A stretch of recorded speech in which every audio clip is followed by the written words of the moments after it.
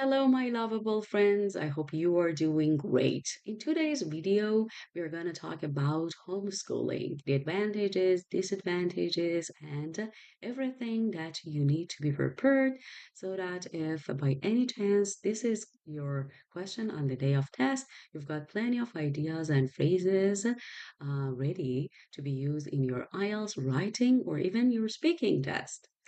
Without further ado, let's get started. Just a quick question. Have you subscribed to the channel? Please do, because it will just really motivate me to provide you with better content and more frequent ones. Thank you in advance. So, advantages of homeschooling. So, after the pandemic and the coronavirus, I think a lot of people just started doing that. So, let's see what the positives and what the negatives are. Some parents decide to educate their children at home, obviously. Some families live in isolated areas with poor transport. So, not everybody lives in the city center or some areas which are very easy to commute. Some people really are located in deserted places. So, homeschooling in that sense can really be beneficial. Other parents are not satisfied with local schools. There are a lot of parents who grow, um, let's say, disagreement with the method of education and generally educational system. And that's why they choose homeschooling. Parents can respond to what their children need and how they learn best because they know their children. They know their personality traits, their needs, and their desires, and what can be great to be taught to them based on their location, their norms, and of course, their beliefs. One to one lessons allow much faster progress. So it's like a private class. The child can work at his or her own pace. There is no competition. There is no feeling of being behind the curriculum or other classmates. Discipline problems are avoided by homeschooling. So, this is the best method from many people's point of view to teach children discipline.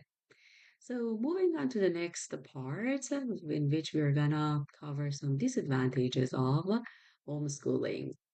Most parents do not have the time to educate their children at home. Exactly, because most parents nowadays just work. In the past, mothers used to be at home and to just be responsible for household chores and bearing and rearing children. But nowadays, in the majority of countries and places, this has changed, and both parents need to work. One parent would need to give up work, yeah, so in order to take up the role of being a teacher. School subjects are normally taught by up to 10 different teachers. And that means one parent cannot really replace those many teachers who are well educated and well rounded about the topic. Most parents do not have the necessary knowledge or resources. So the fact that you've got your bachelor's degree in a specific subject or master's or even a doctorate does not necessarily qualify you to be a teacher. Private tutors are expensive, and even though you want to opt for a private tutor, you need to have a lot of money. Children will miss out on the social experience that school offers.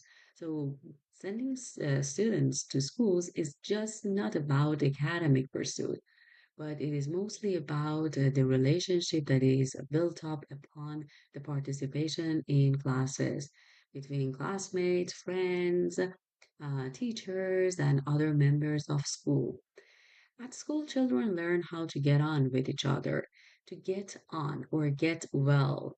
So you can say that how to compromise, how to build up a good relationship, how to increase their tolerance. These are different kinds of interpersonal skills that children definitely need to learn in order to be well prepared for being a member in society later on. Homeschool children may lack social skills because they have not been into a smaller society. Schools offer a better overall educational experience. So, generally speaking, as a rule of thumb, everybody can agree on that. So, of course, there might be some specific occasions or circumstances in which parents really do a great job, or those parents who are definitely loaded and rich and can hire the best teachers and tutors to come to their places and teach their beloved children. For the majority of people, it is not the case. So, moving on to the next topic, we're going to talk about bad behaviors in schools and the reasons why some children become aggressive or they show some sort of, let's say, bad behavior. Bad behavior is due to a lack of structure and discipline. There are too many children in some classes.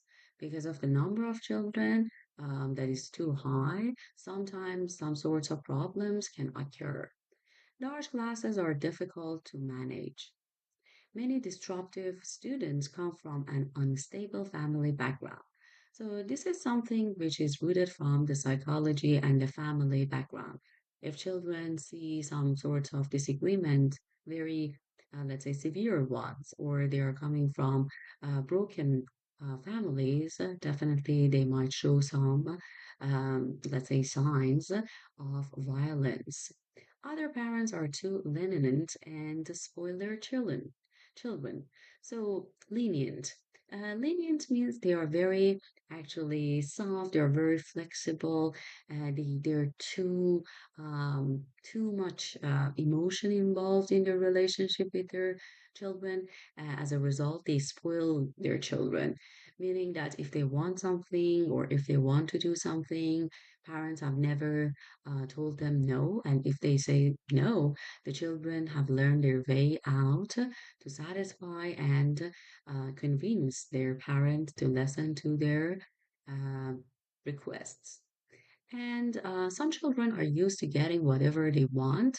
Schools can do very little if they are not supported by parents. This is a very important point because we cannot say that everything is teachable at schools. Parents need to cooperate with schools in order to make the power really strong and effective. So, what are the solutions? Bad behavior in school solutions. Schools need a clear code of conduct. So there should be different kinds of punishment and ways in order to teach children that the consequence would be bad if they act in a miserable way or if they behave violently. Schools need a clear set of rules about behavior. So we need to set rules firstly so that we can ask the children and the people involved to obey and respect the rules. They need to create a positive working atmosphere. So the place in which students and of course teachers try to work and learn and teach should be very relaxing and peaceful so that that kind of negative attitude and mindset does not grow.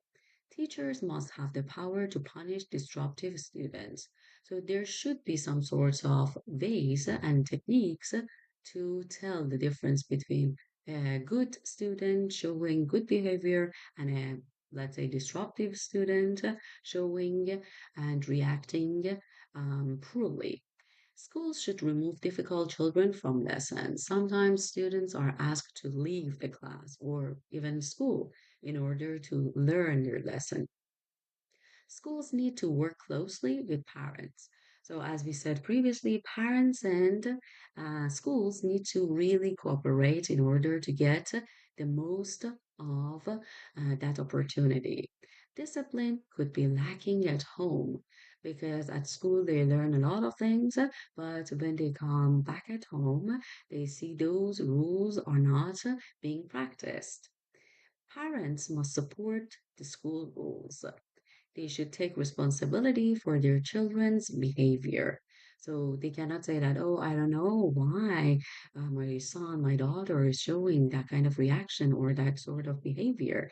They need to be accountable for their child.